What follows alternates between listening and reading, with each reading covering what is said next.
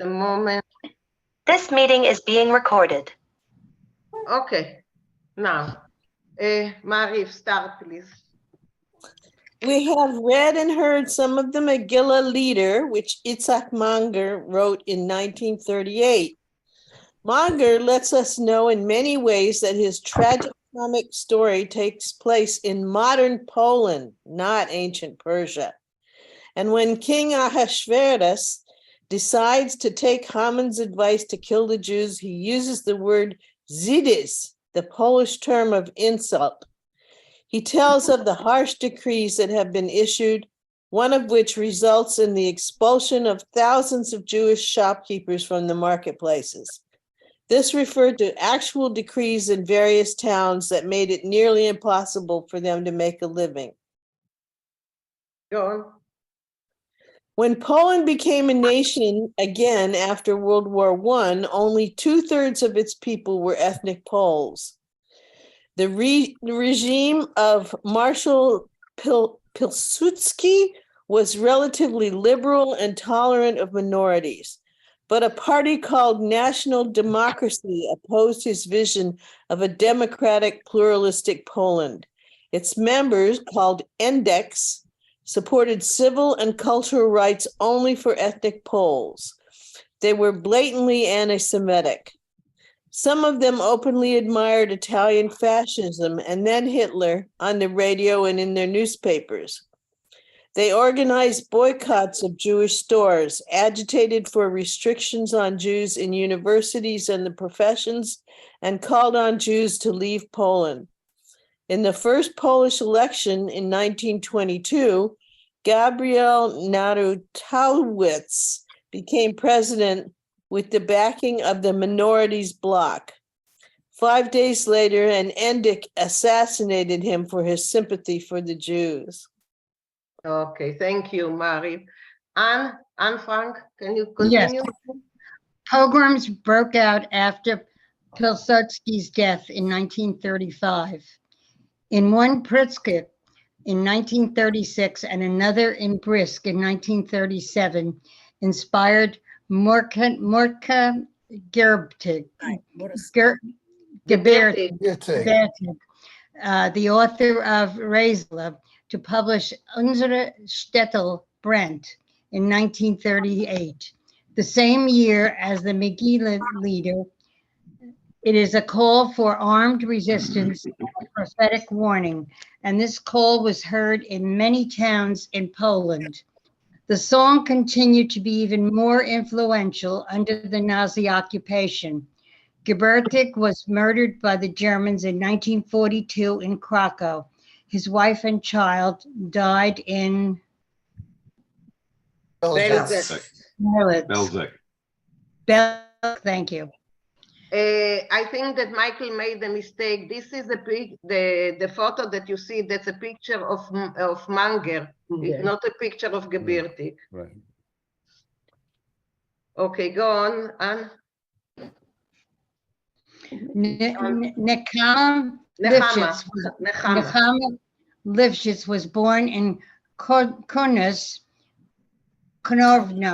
and came to Israel in 1967.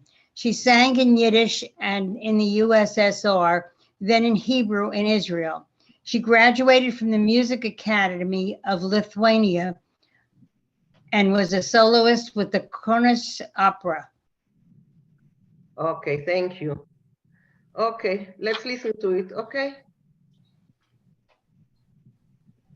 Brand,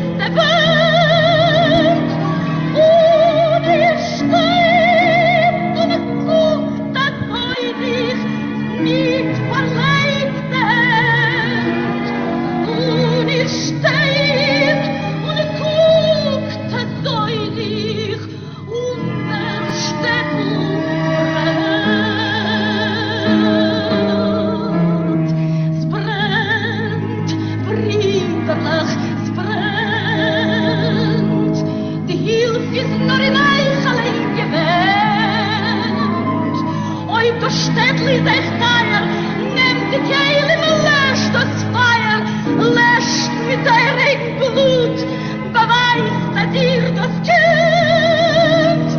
Steht in Brüder, und das euch mit Verleigten. Steht in Brüder, löscht das Feuer, unser Städtel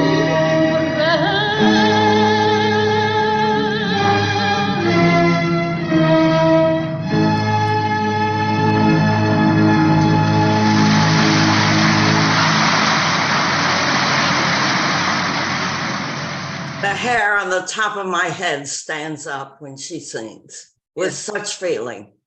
Yeah. Yeah, it's also this type of song. Okay, Hilda, can you start reading, Hilda? Es brennt, Brüderlach, es brennt. Unser Ormstädtel Nebuch brennt. Es haben schon die Fenster, es haben schon die Pfeilzungen, es gehen, Ganze. Ganze. das ganze Städtel eingeschlungen. Und die böse Winden, Hunden, als schon brennt. Okay, good. So can you translate it? It's burning, brothers, it's burning. Our poor shtetl, sadly, is burning. The fires, the tongues of fire have already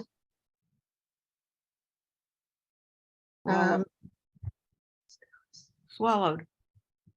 have already gone. Is that what it's Swallowed. They've already swallowed. Yes, das ganze Städtel eingezogen. The whole village is alight. And the evil or the angry winds are blowing. Is it Hujin? Yeah. Yes. Als schon brennt. Everything around is already burning. Good. Can I ask a question? Why did when he sent the song, the words, I have different one than this one? I was just going to ask the same question. We don't know. So next time, it happened several times. So next time, I would Okay, like to really, have, next time, if you get something else, or No. you think something is wrong, ask me or Maurice, and we will see what we can do, okay? Well, but I don't know till we read it in class. We have no way of knowing when we get it. Exactly. To have a different thing in class. Wait a second. Is it from when Michael sends the newsletter? Is that the one you're Yes, talking about? yes. Oh, so maybe Michael doesn't have Maurice's. Oh, we'll have to tell him. Yeah, maybe Oh, Michael, okay. maybe Michael used Yeah. another version. Right, we better tell him to use Maurice's. Okay. But thank Okay, you so much. Thanks. okay, yeah, he probably didn't use the same Yeah, one. yeah, right. We'll have to. Okay. figure it Judy, can you read, Judy? I'll do my best. Okay, One Maurice is- will help you. Okay, when you're steht und guckt, it's soll sich mit verlangter Hand und ihr steht verlegte Hand, Mhm. wenn ihr steht und guckt, soll sich unser Städtel brennt. And we're staying and looking. Mhm. Okay. I don't know what verlangte hand. Like this. Empty hands. Oh, are holding on hands or? With Folded. with Your folded arms hands. crossed. Oh, and we're staying and looking, like this. Our city, our little city is burning. Yeah, good. Maurice, you want to add anything? No, just ihr is you. Und ihr steht. You, okay, And okay, you're you are, watching and you're standing with your arms Okay. crossed. got it. You're just, azoi zich means you're just standing and watching with your arms crossed. Thank you. I was going to ask that because I sort of thought for Lake de Hand, even though hand means hands, to me, the picture was you're standing here with your arms crossed. Arms crossed, right. Exactly. Thank you. I thought that meant like useless. like you're doing The nothing. point is, there's nothing you can do. Mhm. Your hands are useless. Useless, that's what I thought. Well, it his meant. point isn't there's nothing you can do. It's the opposite.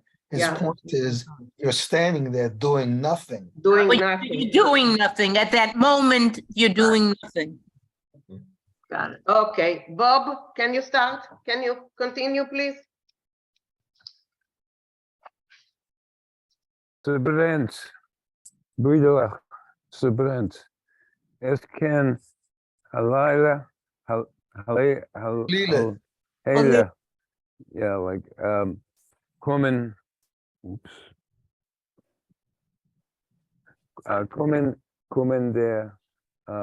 Kommen der Moment. Unsere Stadt mit unser zusammen. Zusammen, mit uns zusammen. Zusammen. Soll euch avec in Flammen bleiben soll wie noch schlecht no push schwarze Wind. Good. Um, Okay. It's burning. It's brothers. It's burning. It can. We're going to hell. Is it hell? Cholil is God forbid. Oh God. Oh yeah. It is. God forbid.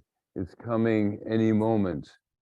This moment, our town, with everybody, should end go away in ashes, and in flames. Just stay there, like you're just staying there,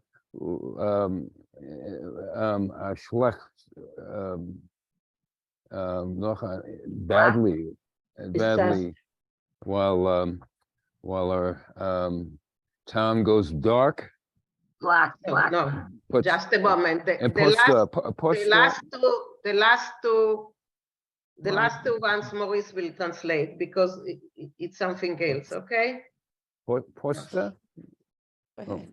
Right, so he's saying, God forbid the time will come when we, with the town, will remain as if after a battle, after a war, just empty black walls, that we will be just like the town. There'll be nothing left. Right. Thank you. Okay, thank you. Isabel? Und ihr steht und guckt, also sich mit verlängte hands. We had this before. And you just stand there and look with your arms crossed. Und ihr steht und guckt, also sich. Unser Städtel brennt. And you stand there, that our town is burning. Okay, since we added, can you continue? Es brennt, Bridele, es brennt. It's burning. My brothers, it's burning. The Hilfe is nor in Eich allein. The only hope is in you alone. Oib das Städtel is euch teuer. And the shtetl is valuable. Right? Dear to you. Yeah. Nehmt die Chlim, what's Caleb. Caleb. I can't get it. Caleb. What? Oh. I don't. Kalem. Nehmt die Caleb. Kalem. Take your tools. Take your. Okay. Nehmt die Kalem. Nehmt das Feuer. No. Lesht. Lesht das Feuer. Take your fire. I don't get that. Lesht mit Eier eigen Blut. Take your tools, take your fire. No. Lesh is put down the fire. Okay. Okay. Now it makes sense. Put out the fire.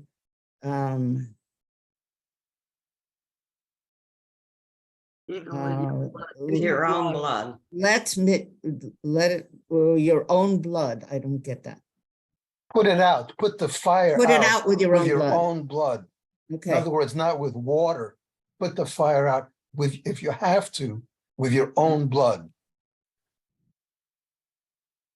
I can't read this word. What is it? Okay. It's beweist. Beweis? Mhm. Beweist. Beweist as ihr das kennt. Hello. Guys, if you are on the phone.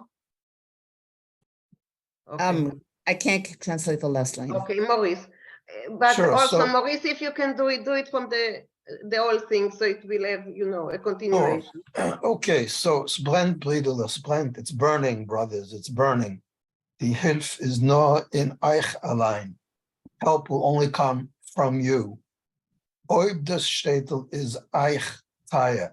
If the Shtetl is dear to you, nehmt die Kalem, lesh das fire. Take the tools that you need and put out the fire. Lesh mit Eigenblut. Put it out with your own blood. Beweist as ihr das kennt. Show that you can do it. Please translate that. I don't get what he's or she is trying to describe. He's saying, if you know that a pogrom is coming, get your weapons, get out and fight back. Hilda, So you wanted to add anything, and Hilda? Yes, the word kalem, for me, it means like pots and pans.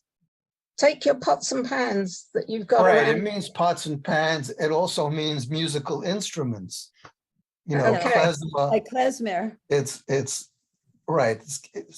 But here he means the tools that you need to put out the fire. Or the tools that are available.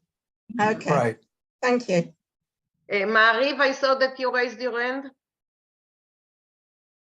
Yeah, I was gonna wait till the end, but anyway, I've read that this is really there's a whole context of this, because basically when a fire broke out in the shtetl, there would be immediate cries, fire, fire, and everybody would rush over to help put whatever was going on, because if they didn't, the way the houses were built, what they were built from, it would spread immediately, quickly over the whole thing. So you have to understand, when they say there's a fire and yet you're standing still, it means normally they would rush over, but it's so overwhelming because it's a pogrom that they can't even cope with, trying to put it out. It's a very Right. deep song. Yeah. Okay, Right. let's finish it, and then we will discuss it, okay? Okay, so Cookie, can you read? Thank you. Steht nicht Brüder Ott azoi mit verlegte Hand. Steht nicht Brüder lässt das Feuer. Unser Städtel brennt. don't just stand there just like that with useless hands. Don't stand there, brothers. Put out the fire. Our shtetl is burning. Good. Good. So let us listen to it once again and then we can discuss it, okay? Okay. Okay, so.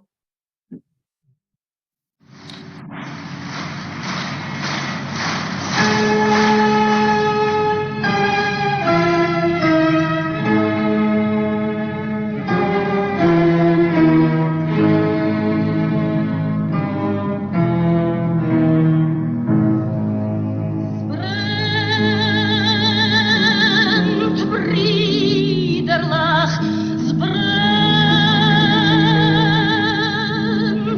Unser Städtel Nebach brennt. So scheuen die Feuerzungen, das ganze Städtel eingeschlungen und die Beise Winden huschen, als Rundschein brennt. Und ihr steht und guckt das Neulich, nicht verlegt es. Und ihr steht und guckt das Neulich, unser Städtel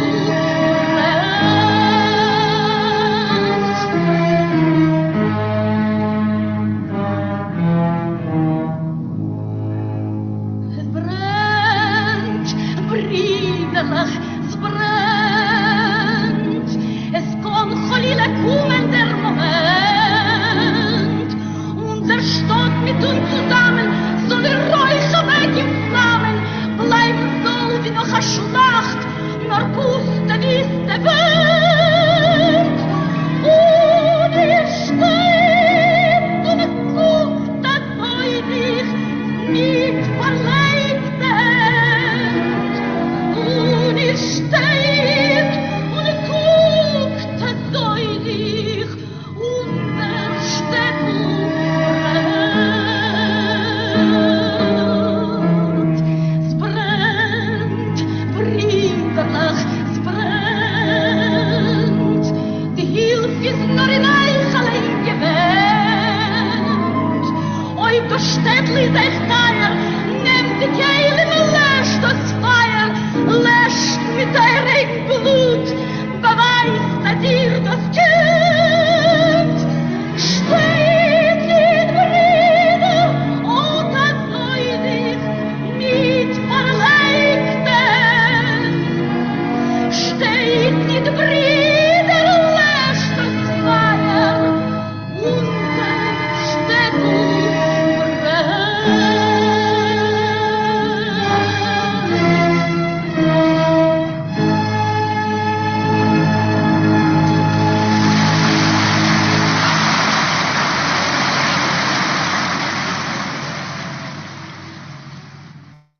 Okay, I saw that Rochelle and Elaine. Rochelle?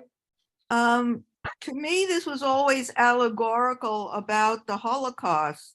And I don't know my history very well, That's right. but that it's not really about a fire per se, as it is about the impending doom of the Shtetlach and the Jewish people, and the notion that they didn't fight back. I think partially there's that idea that they really didn't understand what was coming. They didn't hear the blowing winds. And, you know, in some way it reinforces the notion that the Jews did not fight back, but they weren't armed. So there wasn't a lot that they could do. But it's, you know, I'm sure there were fires involved, but I think the allegory is just amazingly beautiful. It became that theme song for the Holocaust. Yeah. As years proceeded. Yeah. So that was the meaning to me. I mean, the fire imagery is perfect for this, but it's a lot deeper than just fire. Prophetic. Okay, thank you, Elaine. Thank you, Rochelle. Sorry, Elaine. Yeah, I had a question about Nebuch. I have heard it used, Nebuch, what a pity. But how would you translate it in the sentence? Unser Ormstädtel Nebuch brennt. Like how? You could be alas. Oh, okay. Okay, and the other word was Beze or Beze. No. Right, it's evil, bad, the evil winds bad, are okay. blowing, angry winds. Okay, because it had a variety of, okay, thank you Sure. very much. Okay, Isabel. I have the complete Mordechai Gebirtig songs in a volume, and the words are the same. These are accurate words. I would love to know, Moshe, who did the orchestral arrangement. You'd have to go on YouTube to find that out. I don't really know. I mean, there are so many versions of it. I mean, it was an immensely popular I know. song. She was an opera star. I mean, after the war and all that.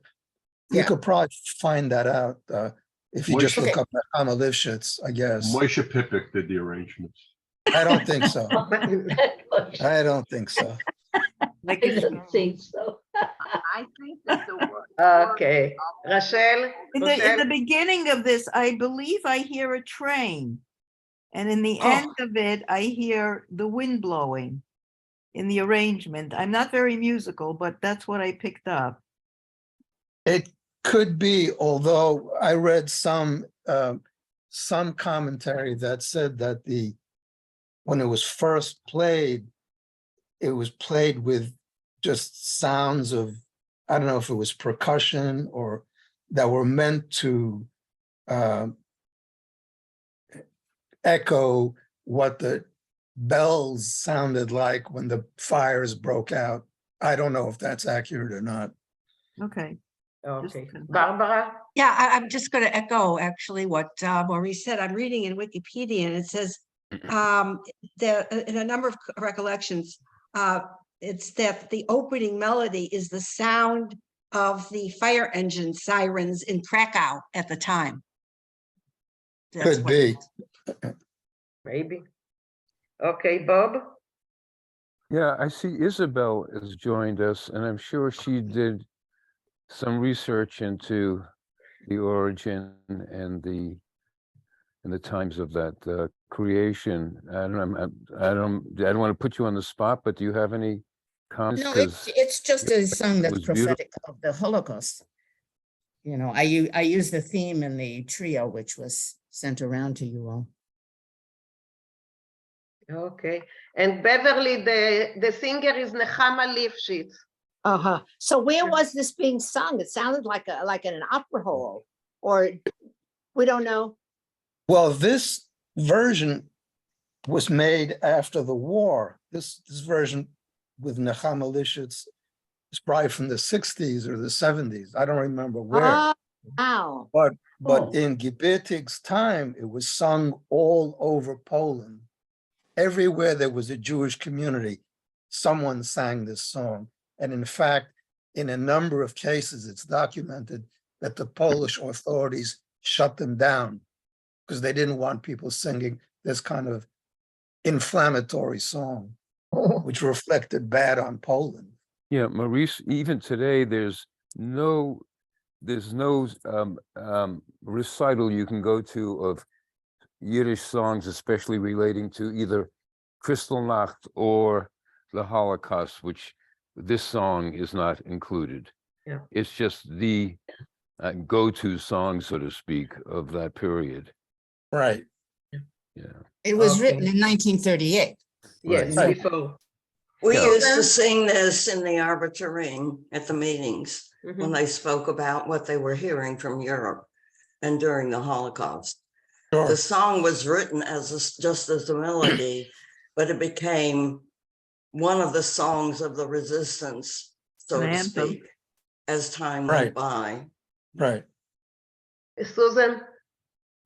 The irony of the song, yes, it has come to represent the Holocaust, but ironically, the Holocaust in general, when we think of it, it begins with 1939 when the Nazi Germans invaded Poland, and this was before the Nazis. This is from Polish. These are, Polish Nazis. Well, but they weren't. These are Polish people who were Nazis before the Nazis.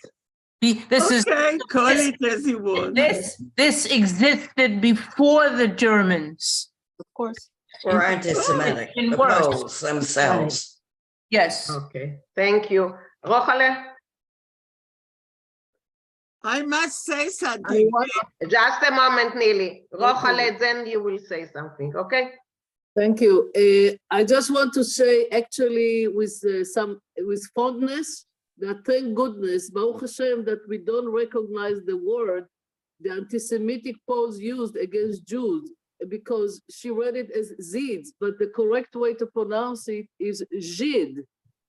And I heard it a lot from stories from my father-in-law that was born over there, my father, and so on. So thank goodness we don't hear it and we don't recognize it. Okay, thank you, Rochale. Neely, yes. My father-in-law came to Israel in 1924. So the situation there was bad, and I don't see why the people stayed there and didn't go to Israel, to Okay, Palestine. we talked about it, Neely. There are so many reasons for it that I don't think we can cover it, really. So we talked about it before. Steve.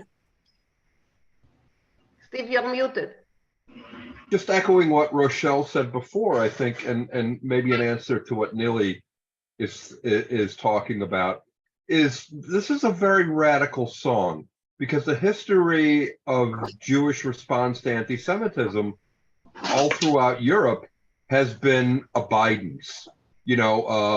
Things get bad and then they get better. They're bad for a while and they get better. There's a pogrom and then it goes away. So this is a very radical kind of song that, that presages, something that didn't go away, something that instead of it gets bad and it gets better, it got bad and then it got worse and then it got horrific. And so this is really a very radical call that really flies in the face of, I don't want to say apathy. I don't think Jews were apathetic, but they were certainly conditioned to abide instead of to resist. And that is really a critical thing that doesn't happen. That's why people didn't leave, because, they were used to things getting bad and getting better. So anyway, that's my 2 cents worth. Sorry. Okay, thank you. Rochale, yeah? It's true, but not entirely, because some pogrom were horrifying. Khmelnytsky, I forgot the other name, they were horrible. Some community were completely destroyed and ruined. That's what led to the Hasidic movement to begin, because people were so lost. So not always it got better. Sometimes they just disappeared from the area where they were. They moved on to other locations and so on. And they got better. Okay, Mariv. I've thought about this a lot, because my father left Germany in 1933, the year Hitler came in. And then, so why didn't, I thought about why didn't people leave? And in Germany, I don't understand, because they had a lot of notice, and even some of my relatives refused to leave and they were killed.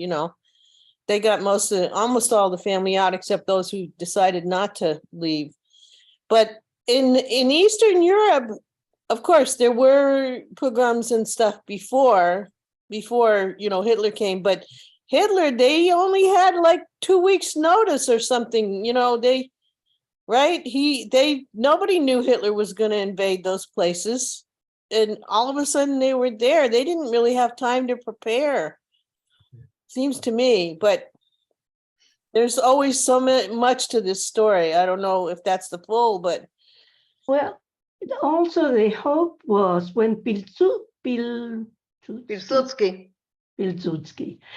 Mother always talked about Pilsudski and how wonderful he was to the Jews, and that's 37. So it gave them hope that things were going to get better.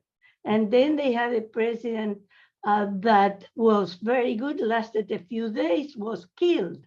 And that started, so there was a hope that maybe or perhaps it will get better, but it just didn't. There was too much, too high level of anti-Semitism.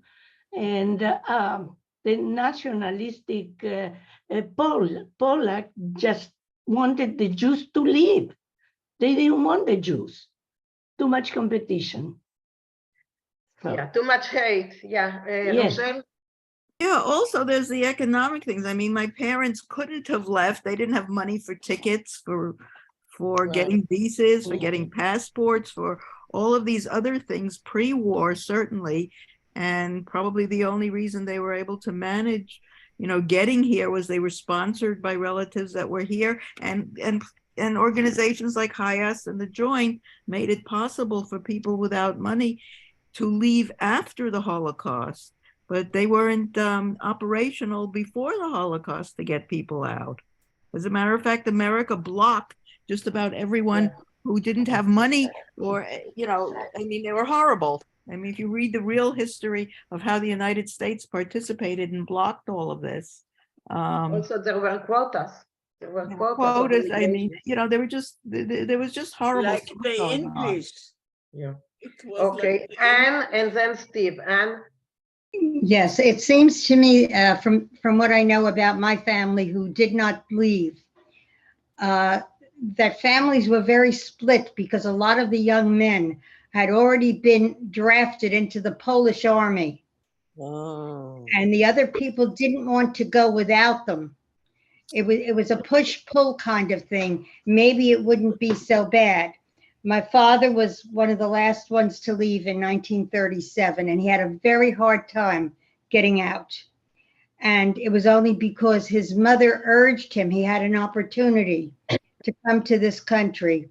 And she said, you have to go. You're the youngest child and you're not married. The other children were married. They had husbands. Their families were split. And where was their allegiance when their boys were off fighting in the Polish army? And here they didn't know what to do and where to go. Some of them, such as our family, they were kosher butchers. They had an established business. And they were not doing badly. And they figured, well, maybe this will blow over. Our boys will come back and then we'll go. And I think that's part of what happened. boy, that's a really good point, because if your son, this one of the members in the army, maybe you think you'll be protected because, they're fighting for the country, right? And then the girls who got married, their husbands were also drafted. So it didn't really matter too much. Okay, thank you, Anne, for this point of view. Thanks. Steve? And then Cookie. Cookie, I see you. Steve? Yeah, I think some of you know already, both of my parents are survivors. And, and my mother was not a person who talked a great deal, but my father did speak quite a bit.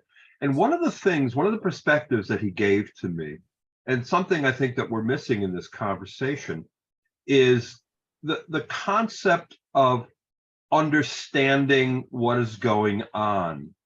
We have a particular view of things that's universal, historical, and also based on pretty wide-ranging information. Even before the era of the internet and television, there were newspapers all over the place in the United States. And, my father was lucky if he saw a newspaper that was 2 or 3 weeks old, half of which was not even there anymore because people use it to wipe their asses.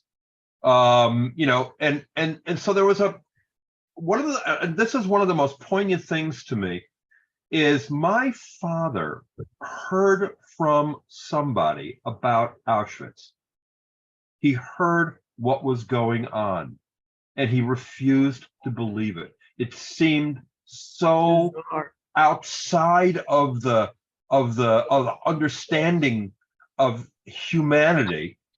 And they had also heard this rumor that it was a work camp and that people could stay together, and that my father thought he could have escaped. He could have left, but he believed that if he stayed with his parents, he would work because he was young and strong and he would help them survive. So I think that there's a real, I don't want to say a lack of understanding, but there's that we bring a historical perspective to thinking about something that had no basis in history, really, before it happened. You know, and the idea that we could believe that people could be so ridiculously not even inhumane, but base and horrific, you know, that it was just beyond anything that anybody had really experienced historically. You know, in for Jews, I mean, there have been Holocausts going on in the world, you know, from time immemorial and continue. But you know, I think it's one of those things that just until something like that happens, I don't think anybody really, not anybody, but I don't think many people, you know, chose, as my father did, chose to believe that this could happen. Yeah. Okay. Thanks, Steve. Cookie? Agreed. I see the others. Cookie? Yeah. My parents, they came from the pogroms, and my father, with his 8 sisters, he didn't lose one Jewish person in his family. He never mentioned it, but no, he never mentioned anyone who was killed. His entire family came here probably early in the 1900s. My mother came probably a little later, and her 2 brothers who were in business with wives and children stayed, and they were all killed. But but she and a sister and a brother and my grandparents came to the United States. But whoever was in business stayed behind and was killed. Correct. But she mentioned how the Cossacks would come in and pulled her father's beard and took whatever they wanted from the house and all that. But that's the only time she said anything. Otherwise, I never met my parents until we were like both, I was old enough to understand meeting an adult. Even as a child, they never said anything about their background, their childhood, nothing. And that was really a loss to us in a sense. I mean, my children know everything about whatever I can remember of my childhood, but they never spoke anything about that, no. I think we have to remember that it was very painful for them to discuss this. Very painful. It helps if you have a painful thing to tell your children how lucky you are that you're here. But my mother would say to my brothers, if they hit you, and they would because they're wearing a yarmulke, leif havek, schlotzich, you know, just run away from them. Everything was to run and hide, you know. Where my husband, who was he would have been a partisan in the forest. He was a tough guy. He said to my son, if a guy hits you, you better beat the hell out of him. Don't come back and tell me that you didn't fight back and you didn't beat him, because that's how he was as a child. But I mean, it's you know, my father also was very meek, Torah scholar. Yeah. My father was here many years, and whenever he left the house, he would turn around and wave to an empty house, even though there was no one there, just to have people think that there was someone there. He was always suspicious his whole life since he was able to come here, and didn't trust anybody. You must realize these programs ended and began again. And a lot of our families thought that this would pass over. My father had half his family in Poland and in Germany, and they wouldn't leave because they were in business, they were well established, their families were secure, and they thought this would pass over as other programs had done, but that was not the case. Even men who were in the German army and served Germany. Okay, Rochale? Didn't matter. There are three things, the three short things that I would like to respond to while listening to everything.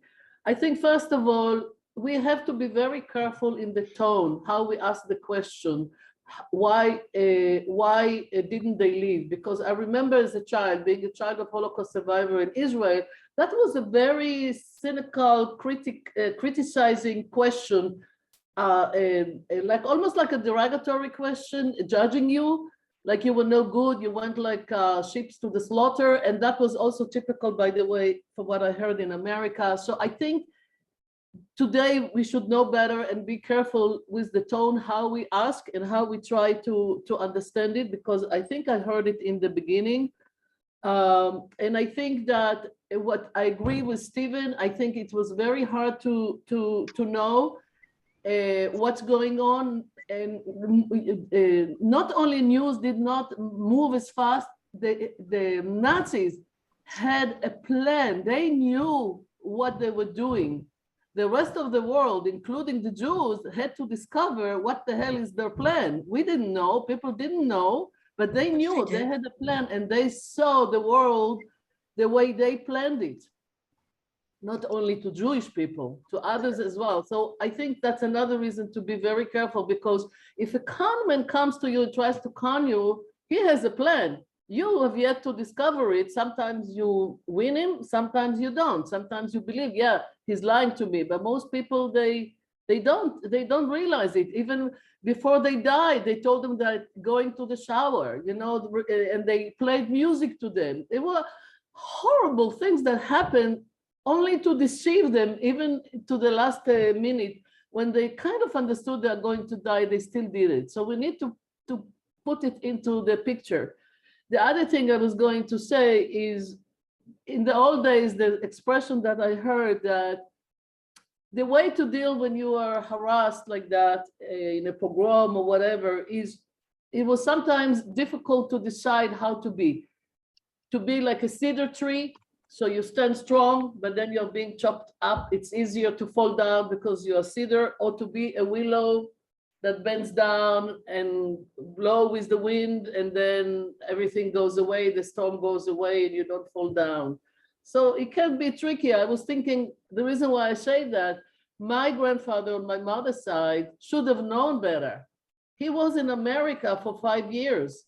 He went back because he didn't like how life evolved, the Jewish life. He wanted to marry a woman that was religious. The way he looked at it, and he went back to Czechoslovakia. He could not save the family.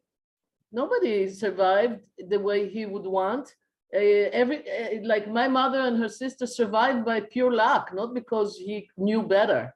So we need to be careful with that.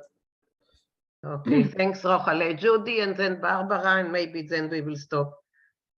Okay, I have a question. Just listening to these conversations, and I appreciate everybody sharing their family situation. My grandparents all came in the early 1900s and so on. None of them were had any kind of wealth. Very poor, but obviously must have had enough to come here. And it's just making me think that those that were more established had more invested in staying. Those that had nothing to lose, so to speak, financially, it seems to me, I don't know, I'm just making this generalization, and maybe I'm wrong, but I know my grandparents were not coming from a wealthy background at all, and worked hard and so on. So I'm just wondering, is that something to say that most people that were coming had nothing of value, and so they were the ones that were ready to get up and go, as opposed to those that were established and I don't want to leave my business, my wealth here. It never occurred to me until this conversation that that's probably the case with most people. I'm just wondering if other people would say that is absolutely true. But on the other end, Judy, on the other end, the very poor people couldn't afford the money to go to live, to go to buy the tickets, to buy the boat tickets to the United States. So there is also the other side. Barbara? I'm probably repeating other people's remarks, but there was a plan already stated to the world. It was called Mein Kampf, and it was readily read. And it's certainly among the intelligent people that we read today. I mean, we are reading the works of writers, knowledgeable people, you know, they too waited too long. For whatever reasons. I mean, of course, we know about the bureaucracies that kept people from immigrating, but you know, what was going on? Excuse my ignorance. What was going on in the Yiddish press when Mein Kampf was read and other things were being read, and what was being told to the people? We do know that there were some people who were warning. So again, as Mina says, it's really a very complex situation. They did not read nothing that was written in German. They read only Yiddish and prayers. Well, I'm talking about people the who men, were the- able She's to read she's talking several about the languages. intelligentsia that Right. that read, yeah. Absolutely. Maybe they thought it's, you know, it's the ideas of a madman and that he will not act on it. Who knows? You know, And there were so many also wanted to point out in Hungary, for example, that this is such a wrong statement. We should be very careful how we judge it. Yeah. But I also wanted to remark that in terms of the Shtetl Yidden, there's Yisker, and it was observed several times a year. And they knew the source of Yisker.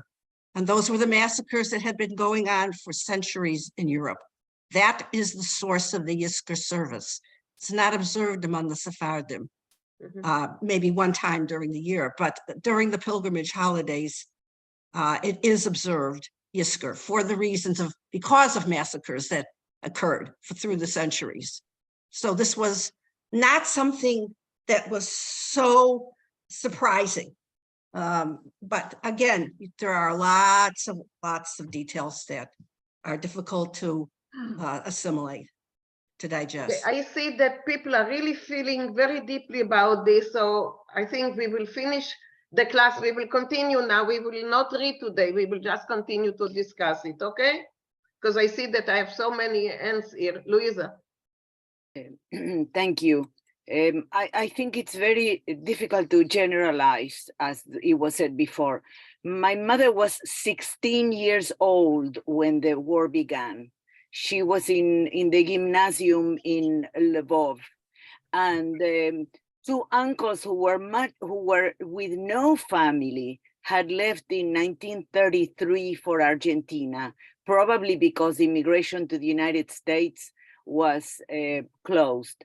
But they were the ones who, that's Aida's father and our other uncle. So, for example, my father escaped from the concentration camp of Płaszczów, where the Schindler's List camp, because he happened to be the commander's mechanic, and he was driving the commander's jeep.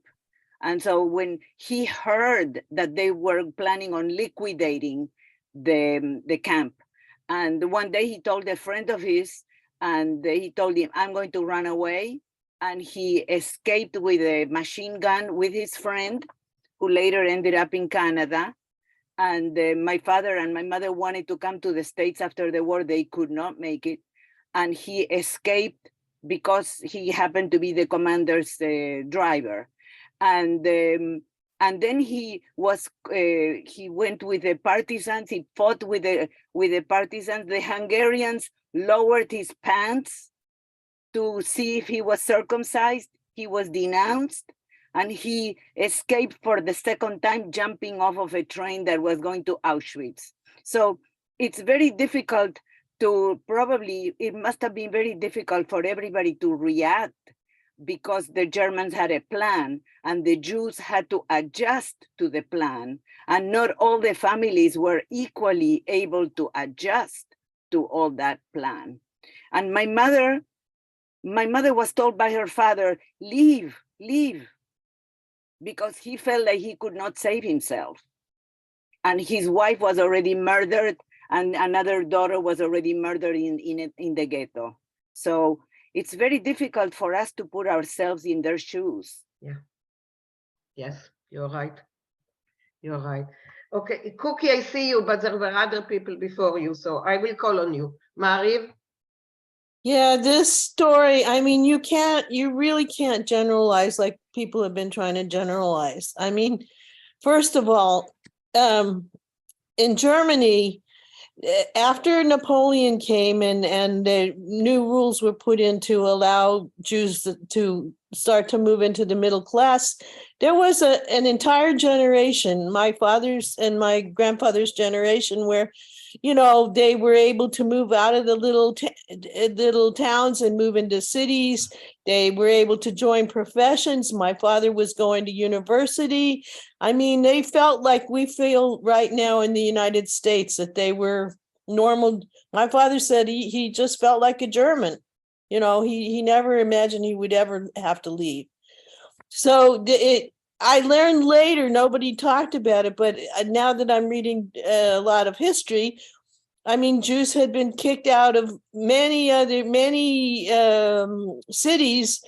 They'd kicked the whole Jewish population out, and then gradually over time, they'd realize they needed some of the trades and stuff, and they would let them trickle back. So, you know, 10, 15 years later, they were all back. And I mean, this had been going on over and over and over, but then there was this whole generation where people felt, you know, we've become Jewish citizens. And the question Steve brought up about, was it, or somebody was talking about was it only the poor who left? I mean, two of my grandfather's oldest brothers came like around 1890s or 1910 or something, just to you know, find their fortune in the world, and they were from a middle class family, you know. And then my grandmother, my Russian Bessarabian grandmother, the family was so poor they lived in a, you know, they milked cows for a living, basically. And after the Kishinev pogrom, when luckily they were part of Jewish groups that were figuring out what was going on, but the way they left was probably that they got help from those organizations that were, you know, providing money for Jews to get to Argentina. So, I mean, you really can't generalize. There was so many different layers or, you know, variations of this story, really. Okay, thank you, Mari. Beverly? I just wanted to say that Einstein, Freud, Chagall, they had to be convinced to leave. Don't forget, Chagall, they didn't want to leave either. So these were very educated people, like Barbara said, the people that have written the stories that we're reading. They didn't want to leave either. And so many people came and then went back. They didn't like it in the United States. That's all. Okay, Aida? Yes, I just want to have it.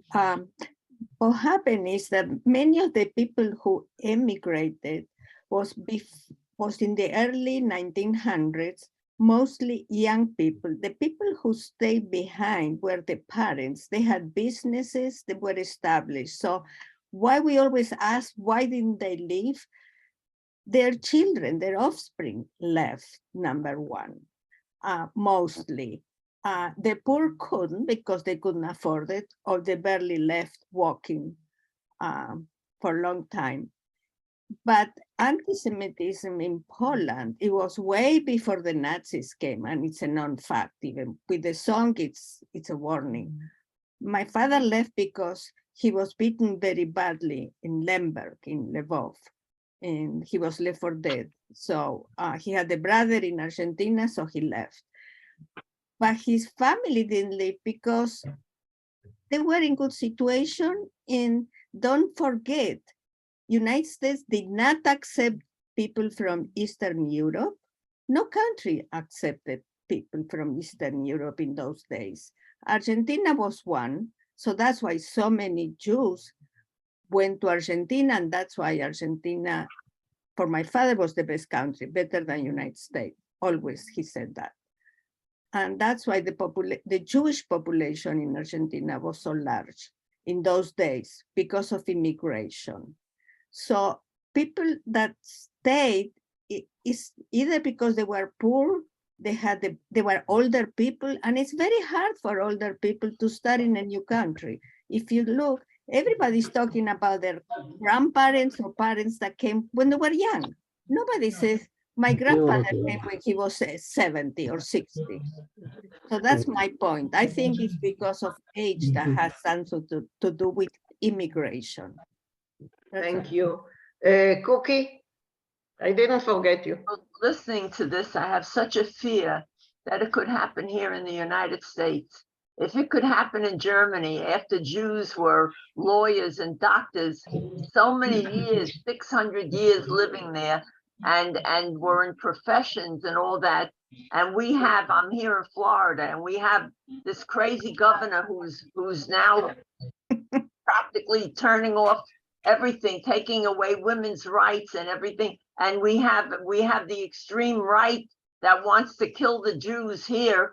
I fear, I mean, I've lived most of my life already, but I really fear that it could happen. I thank God for Israel that Jews have a place to go if we had to go, but it could happen here too. I really feel if it could happen there, I mean, it could happen here because we have so many Jew haters. It's just terrible.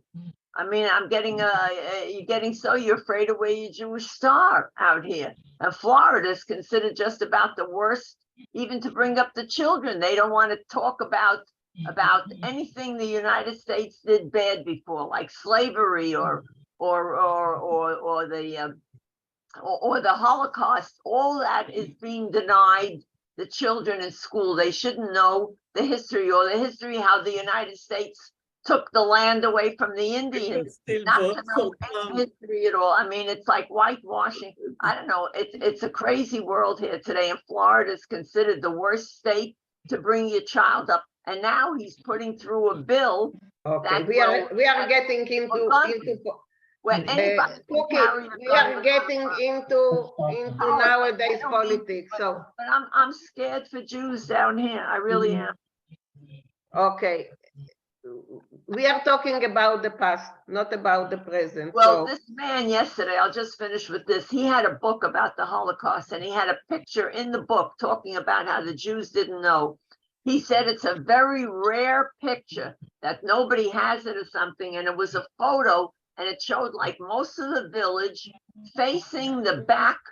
You only see the back of the German officer, and he's speaking, and all the women have kupkas on their heads, and they're all listening, and he is telling them that they're going to go to a work camp, they're going to work and this and that, and they had no idea of what was forthcoming. And it was a very rare photo that he brought to the meeting yesterday. Very good. Okay, thank you. Brenda? I'm not muted, am I? No, Okay. we can hear you. I understand my parents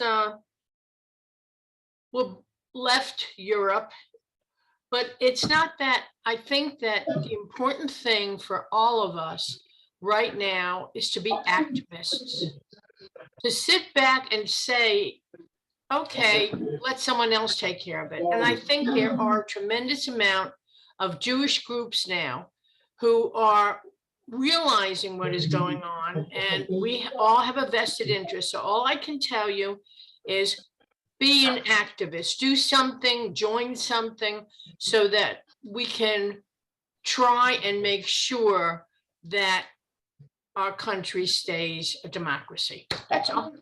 Okay, thank you. Louisa? Yeah, I wanted to say that if you look just a moment, for those who joined us not long ago, I see that Rafael joined us and that David Katz joined us. We listened to the song Brand, and from it developed a discussion that, you know, everyone was very invested in the song and what it means and everything. So we decided not to read today, but everyone is getting to talk about his feeling and history. Louisa, yeah. Yeah, if you look at all of Jewish history and all of the persecutions that that began after and with the diaspora, the one common factor was that they knew that the Jews had no land or country of their own. The biggest factor, in my opinion, that changes all that is the existence of Israel and the fact that the Jews historically were not conditioned to fight back. It was not something that was done in the diaspora. The Jews didn't even know that they could fight back until the state of Israel was established, I think. Well, there were some instances of fighting back of a Jewish legion, but they were sporadic. Right, and that's the reason I think that as Jews, the best thing that we can do is to support the state of Israel, whatever it takes, because it is the only anchor that we have in the entire world. Not whatever it takes. What's going on right now is not so good. No, I'm talking about the state of Israel. I'm not talking about the internal politics. I'm talking about whatever it takes. The idea.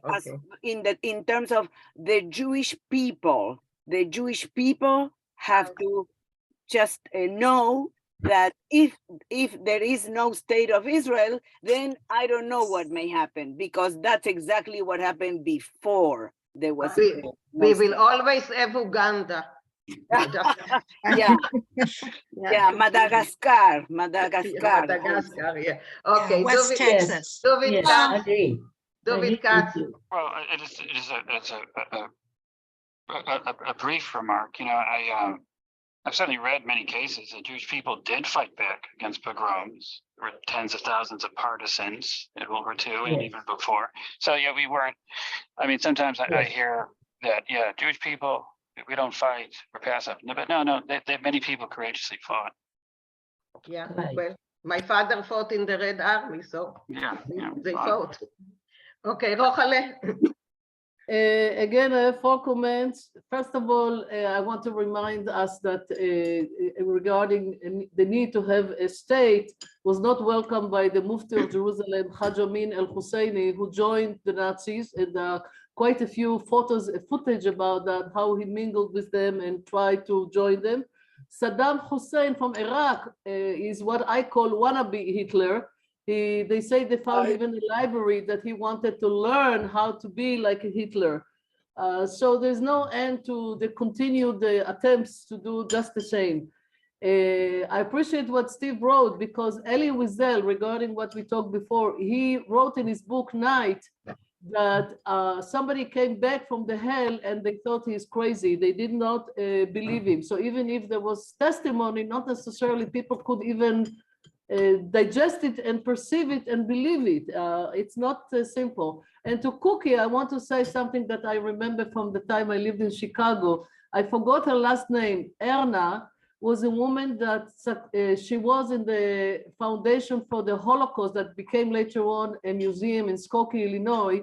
She was able to pass a law to teach about the Holocaust in the public schools. I don't know in how many states it went in. Maybe someone else can elaborate on that.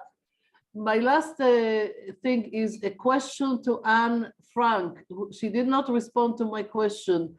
My father comes also from a family of butchers, and I was curious, where was her family in Poland? She's not, she left already? She left already. Yeah, where they are living, they are eating very early, so she left. Oh, okay. So maybe you can just. My family had a bunch of butchers in Germany as well. I mean, it was a standard, very standard profession for Jews, I think, all over the place. I know, but I'm curious, you know. Okay. Rafael, yes? In the state of Kentucky, by law, there must be a Holocaust studies course in high school. And my mother-in-law, who was born in Germany and left in 1939, often speaks at these at the schools. Okay. Okay, good to know. Yeah. Can I don't know add about something? Houston. I forgot to add something. When I lived in Chicago, I took a whole course for a whole year as a consequence of that at Roosevelt University that was aimed for teachers how to teach the Holocaust. And I took it and I taught high school kids in Skokie and Evanston. So I really want to commemorate Erna's memory about that. Okay, thank you. Neely? I must, you talk about things, look, and you mentioned that we have Israel now as a place to run away to, but the situation in Israel nowadays, it's very bad, and people are trying to go away from Israel. Can you believe that? Okay. Yeah, Yes. Yes, we can. Henrietta, you wanted to say something, Henrietta. In Houston, the Houston Holocaust Museum, the school districts around Houston send busloads of their students to the museum. And the Houston Holocaust Museum has special programs for these youngsters in educating them about the Holocaust. I don't believe Houston will lose its impetus, even though our survivors are aging. They are in the community. We're very lucky to live in the city of Houston, in the county of Harris, in the state of Texas, with the governor and what we live with. So I just want to point up a bright star in our city, in our state. Thank you very much. Okay. This song brought about this discussion, and I think it was very good for us, you know, from time to time, just to vent out or to tell about our families and everything. But I had a question from Bob, and he was interested, and maybe others are interested too, where are all the people from? Yeah. Because, you know, people joined us at the beginning. We did some introduction and we stopped. So just, you know, we have something like 4 minutes. Just everyone just tell us where is it from? So, Neely. I am from Houston, but originally from Israel. Okay, the same from here. I live in Houston, originally 50 years in Israel. Rochale. I'm going according to the way I see you. So that's What is the question? I was looking for Erna. Erna Gal. okay. Where are you from and where are you now?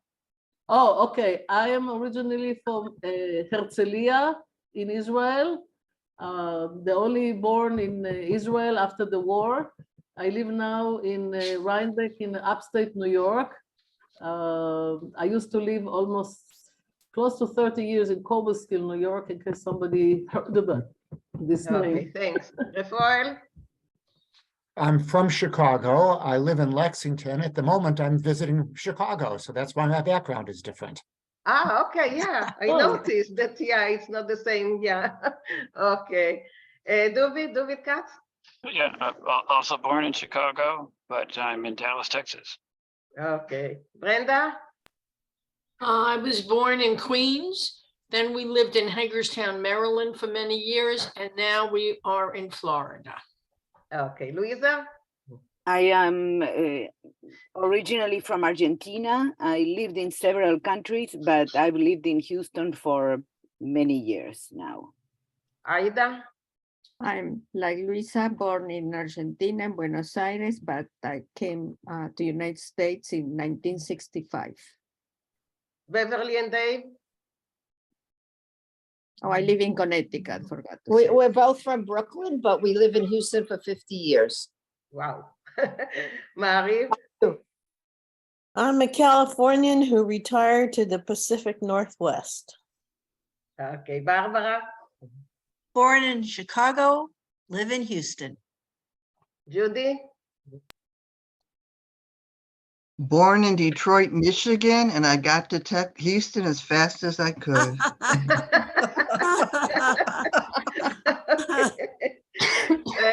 Maurice Naronsky? I think I was born in Ploshov right after or shortly after the Germans abandoned the camp, and lived in Feldafing, a resettlement camp in Germany, a DP camp. Then we immigrated to Dallas as the camp was getting ready to close. Lived there till I graduated, moved to San Antonio for my first job, then to Houston, then to Tulsa, Oklahoma, now back to Houston. And just quickly, I looked it up.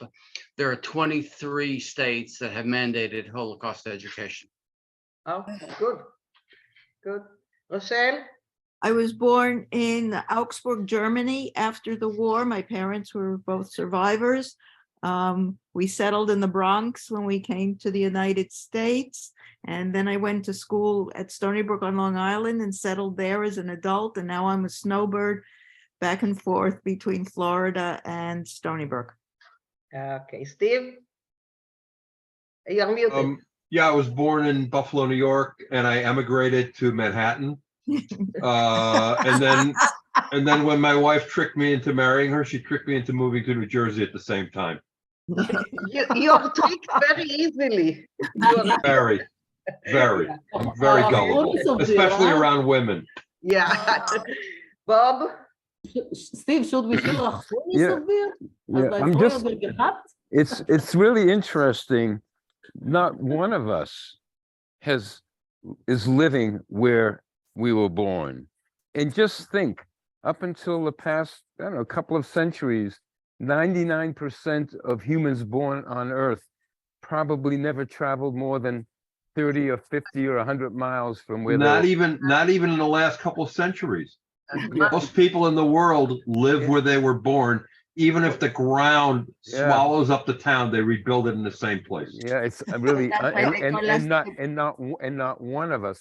So I was born in Boston, lived in Washington, and for the last 55 or so years lived near Princeton, New Jersey, in Lawrenceville. Well, they call us the wandering Jew for some reason. So you are in Princeton now? Well, it's not just Jews; it's it's everybody pretty much. So, Bob, you're in Princeton now, yeah? And what? You are in Princeton? Yeah, right. Okay. Elaine? Born and raised in Brooklyn, New York, proud graduate of Brooklyn College, as most middle-class Jewish kids were at that time. And I've been in Allentown, Pennsylvania since 1964, thank God. Very happy to get out of New York, and Allentown was a great place to come. Okay, Janet? I was born in Johannesburg, South Africa, because my parents escaped Nazi Germany. And I live in Houston now. I need to talk to you. I was in Johannesburg also for some time. We should meet. Okay. My parents are very, my family were Halutzim. Yes. Okay, Karen? Did you know the family? And nearly later. Okay. Karen? I was born in the Bronx and I live in San Francisco. Thank you. Rinalea? I was born in Newark, New Jersey, grew up in Pittsburgh, Pennsylvania, and I live in a small town called Arcata, California. Okay. I think, no, Marsha.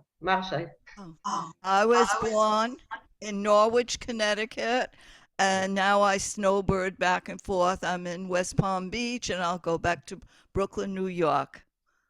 Cookie? I was born in Borough Park, Brooklyn, and now I live in Florida, Tamarack. Okay, is there anyone that I did? Yeah, Hilda. So I was Because born the in- picture, I'm sorry, but the pictures keep jumping on me. So yeah, Hilda. Okay, so I was born in London, but my parents were Polish. My father came from Warsaw. My mother came from a shtetl called Plinsk or Ploinsk. And they came here in the 30s. So I come from European heritage, but I was born here. And you're Nina, still what living, about and you? you still live in London? I live commuting distance from London, yes. So I Okay, so- consider myself a Londoner.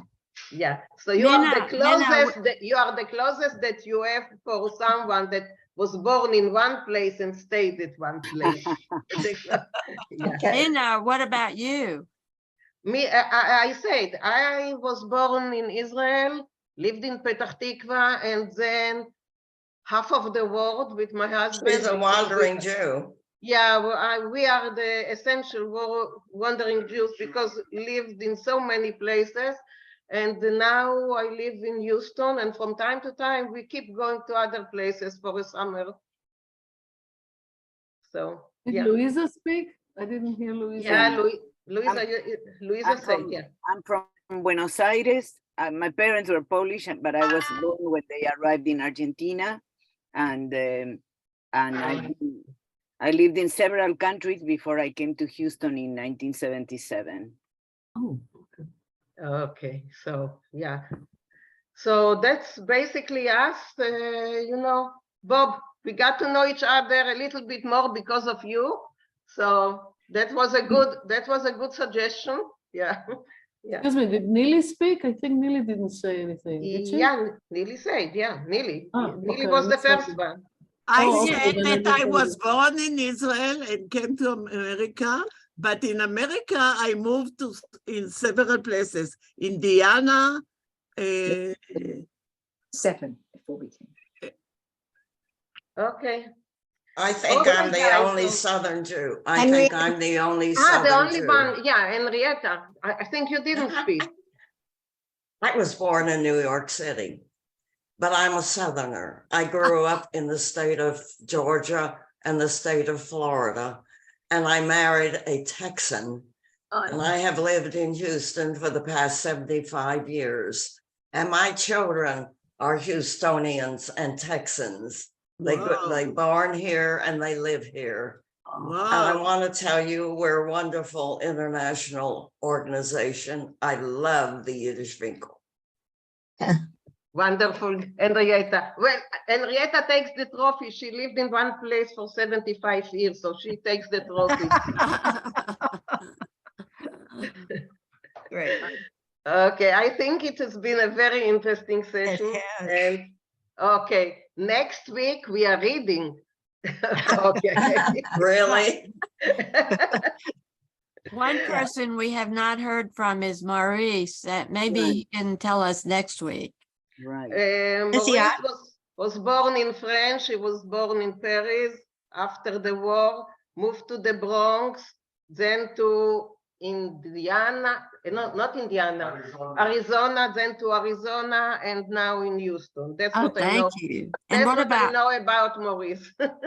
thank you. I might be mistaken, but that's what I know. Yeah, we are friends. So, Louisa, I see your end before Yeah, I just appreciated the comment about the fact that all of us were born in different places. It's amazing that we all had that either the opportunity, the circumstances, but I think also the openness of mind to and the readiness of our mind to go from different places from wherever we were born to other places. But it's also circumstances. Yes, But I agree. But in the end, I have to say what brings us together is Yiddish. Is Yiddish. It's true. Bravo, bravo, Bravo. Cookie. Bravo, True. Cookie. Minna, how many? Okay. Minna, I'm assuming that this group started Espera. with people who were in Houston. This you have to ask Barbara and Henrietta. Susan. Or Susan, but Susan is not here with us. I mean, it just be, I'm assuming it became international just because of COVID, because. Just because of COVID. Before we used to come together every week. Since I am part of the groups, it was first at Susan's place, but when Susan left to California,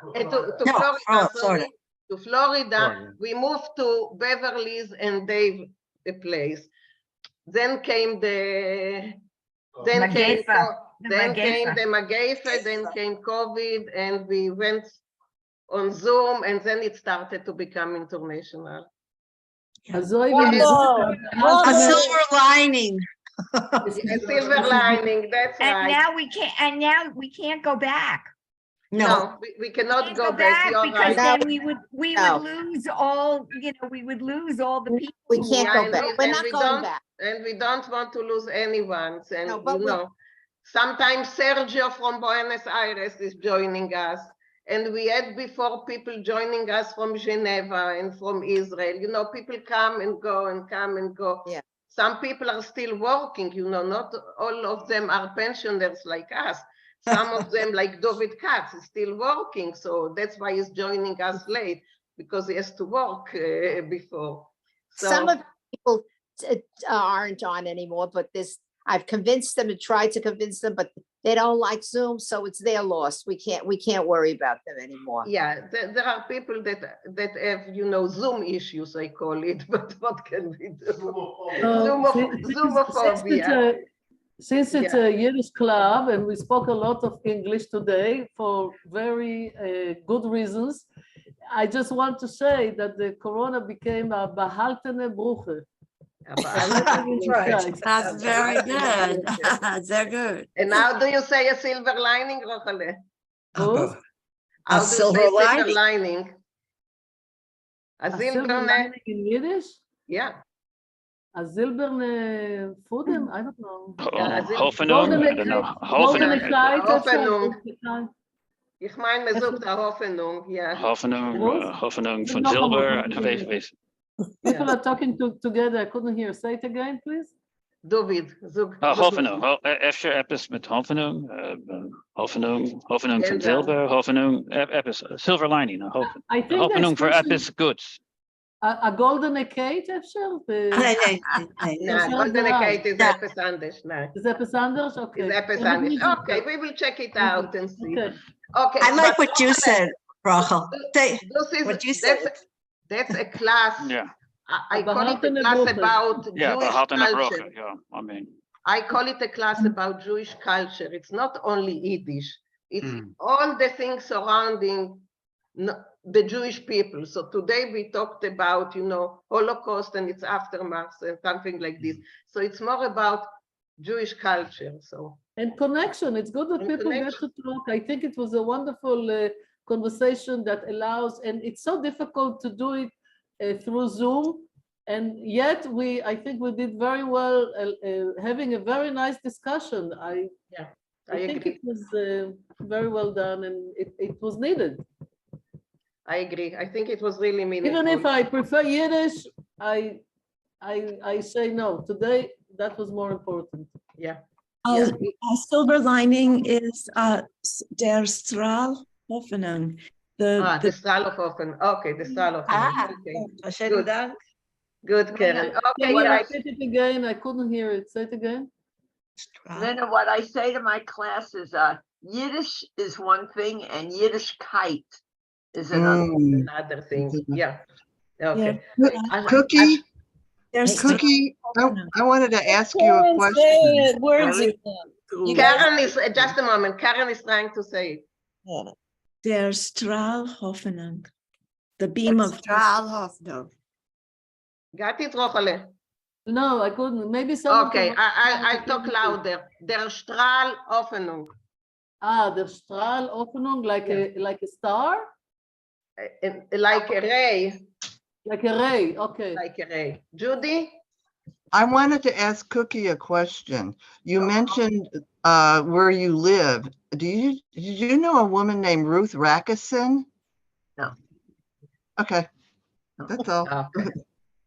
Okay, Thank guys. you. From See you Los on- Angeles. Do you know my friend so-and-so? Bariv, when they know that I'm from Israel, they Yeah, always ask if I know. I know their cousin from Haifa.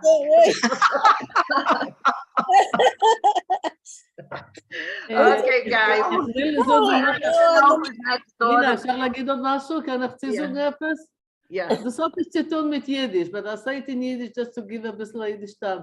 Wir haben kaum geschlafen, mein Mann und ich, weil es ist gewesen eine sehr starke Schneestürme mit Eis. Du, wie wir wohnen, ich weiß nicht von wo, es geht ein bisschen der Stürme, der Elektrik geht weg. Der Generator hat gesummt die ganze Nacht. Ich habe gehört die Bäume, ich habe gehört verschiedene Stückchen von den Bäumen fallen herab.